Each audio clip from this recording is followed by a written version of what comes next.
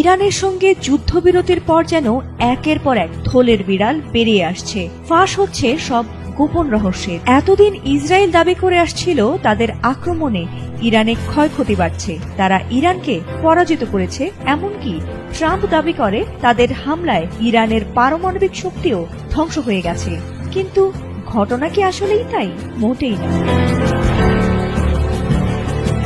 মজার বিষয় হলো, যুদ্ধবিরতির পরই ক্ষয়ক্ষতি নিয়ে ইসরায়েলের গণমাধ্যমগুলো প্রকাশ করেছে একের পর এক চাঞ্চল্যকর তথ্য, আর তাতে ফাঁস হয় নেতানিয়াহুর দুর্দশার খবর। ইরানি হামলায় তাদের এতটাই ক্ষয়ক্ষতি হয়েছে যে এবার নেতানিয়াহুর কাছেই ক্ষতিপূরণ চাইছে হাজার হাজার ইহুদি জনতা। টানা 12 দিনের সংঘাতের পর ইরান ও ইসরায়েলের মধ্যে যুদ্ধবিরতি কার্যকর হয়েছে। এর মাধ্যমে সংঘাতের আপাতত ইতি ঘটলেও ইরানের হামলায় হওয়া ব্যাপক ক্ষয়ক্ষতি ইসরায়েলের মাথা ব্যথার কারণ হয়ে দাঁড়িয়েছে। আর এই ক্ষতিপূরণ দাবির সংখ্যা ৩৯,০০০-এ পৌঁছে গেছে বলেও জানা গেছে।